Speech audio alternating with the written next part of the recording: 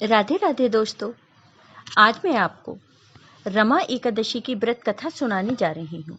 अगर आपको ये कथा पसंद आए तो कमेंट बॉक्स में भगवान विष्णु की जय अवश्य लिखिए।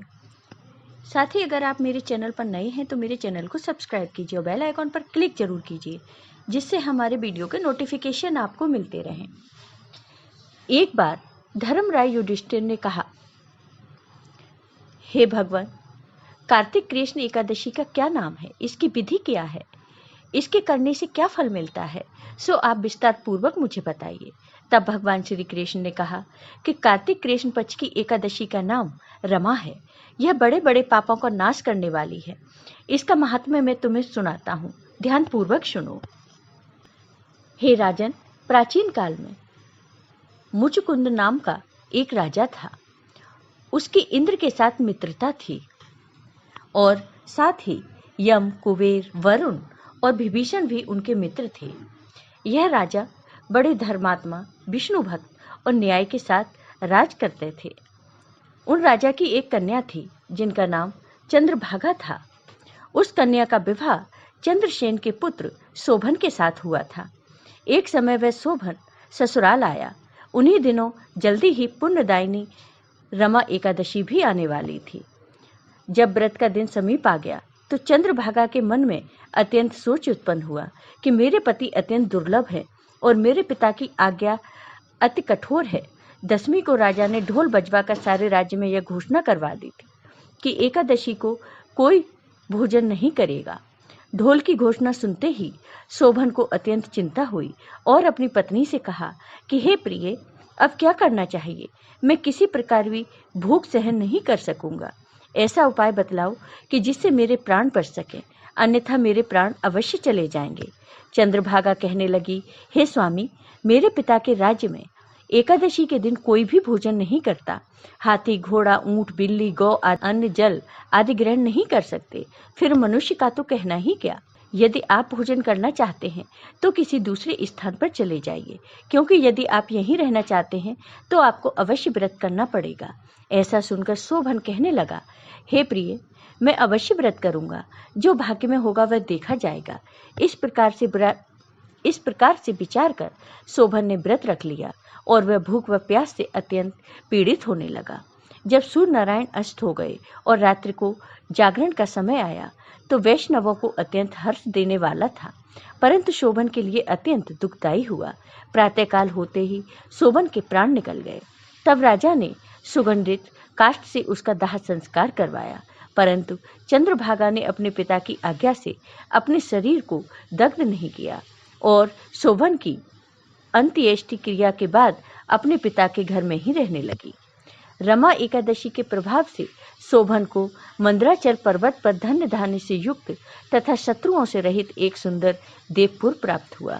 वह अत्यंत सुंदर रत्न और वैदुर्यमणि जटिल स्वर्ण के खंभों पर निर्मित अनेक प्रकार की स्फटिक मणियों से सुशोभित भवन में बहुमूल्य वस्त्र, आभूषणों तथा चंबर से विभूषित गंधर्व और अप्सराओं से युक्त सिंहासन पर आरूढ़ ऐसा शोभायमान होता था मानो दूसरा इंद्र विराजमान हो। एक समय मुचकुंद नगर में रहने वाले एक सोम शर्मा नामक ब्राह्मण तीर्थ यात्रा करते हुए घूमते घूमते उधर जा निकले और उसने शोभन को पहचान कर कहा, यह तो राजा का जमाई शोभन है। उसके निकट गया। शोभन भी उसे पहचान कर अपने आसन से उठकर उसके पास आया और प्रणाम आदि करके कुशल प्रश्न किया। ब्राह्मण ने कहा कि राजा मुचकुंद और आपकी पत्नी कुशल से हैं। नगर में भी सब प्रकार से कुशल है, परंतु हे राजन, हमें आश्चर्य हो रहा है। आप अपना वृतांत कहिए कि ऐसा सुंदर नगर जो न कभी देखा न सुना आपको कैसे प्राप्त हुआ। तब शोभन बोला कि कार्तिक कृष्ण की रमा एकादशी का व्रत करने से मुझे यह नगर प्राप्त हुआ, परंतु यह अस्थिर है। यह स्थिर हो जाए ऐसा उपाय कीजिए। ब्राह्मण कहने लगे कि हे राजन, यह स्थिर क्यों नहीं है और कैसे स्थिर हो सकता है, आप बताइए। फिर मैं अवश्य में वह उपाय करूंगा। मेरी इस बात को आप मिथ्या न समझिए। शोभन ने कहा कि मैंने इस व्रत को श्रद्धा रहित होकर किया है, अतः यह सब कुछ अस्थिर है। यदि आप मुचकुंद की कन्या चंद्रभागा को यह सब वृतांत कहें तो यह स्थिर हो सकता है। ऐसा सुनकर उन श्रेष्ठ ब्राह्मण ने अपने नगर लौटकर चंद्रभागा से सब वृतांत कह सुनाया। ब्राह्मण के वचन सुनकर चंद्रभागा बड़ी प्रसन्नता से ब्राह्मण से कहने लगी, हे ब्राह्मण, ये सब बातें आपने प्रत्यक्ष देखी हैं या स्वप्न की बातें कर रहे हैं?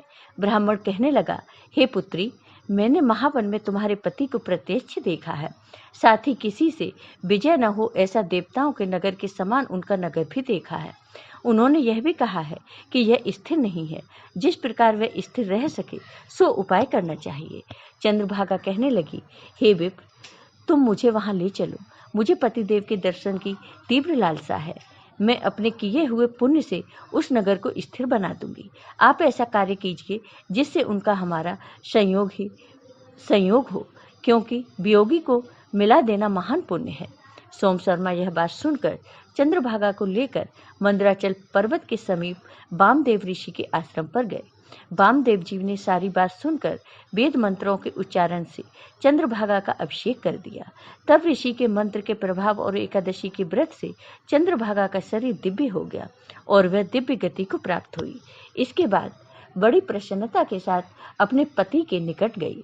अपनी प्रिय पत्नी को आते देखकर सोवन अति प्रसन्न हुआ और उसने बुलाकर अपनी बाईं तरफ बिठा लिया। चंद्रभागा कहने लगी, हे प्राणनाथ, आप मेरे पुण्य को ग्रहण कीजिए। अपने पिता के घर जब मैं 8 वर्ष की थी तब से विधि पूर्वक एकादशी के व्रत को श्रद्धा पूर्वक करती आ रही हूँ। इस पुण्य के प्रताप से आपका यह नगर स्थिर हो जाएगा तथा समस्त कर्मों से युक्त होकर प्रलय के अंत तक रहेगा। इस प्रकार चंद्रभागा ने दिव्य आभूषणों और वस्त्रों से सुसज्जित होकर अपने पति के साथ आनंद पूर्वक रहने लगी। हे राजन, यह मैंने रमा एकादशी का महात्म्य कहा है। जो मनुष्य इस व्रत को करते हैं उनके ब्रह्म इत्यादि समस्त पाप नष्ट हो जाते हैं। कृष्ण पक्ष और शुक्ल पक्ष दोनों की एकादशियां समान हैं, इनमें कोई भेदभाव नहीं है, दोनों समान फल देती हैं। जो मनुष्य इस महात्म्य को पढ़ते अथवा सुनते हैं वे समस्त पापों से छूटकर विष्णु लोक को प्राप्त होते हैं। जय हो भगवान विष्णु की। आपको ये वीडियो पसंद आया हो तो कमेंट बॉक्स में कमेंट करके जरूर बताइए। साथ ही मेरे वीडियो को ज़्यादा से ज़्यादा शेयर करिए। धन्यवाद दोस्तों।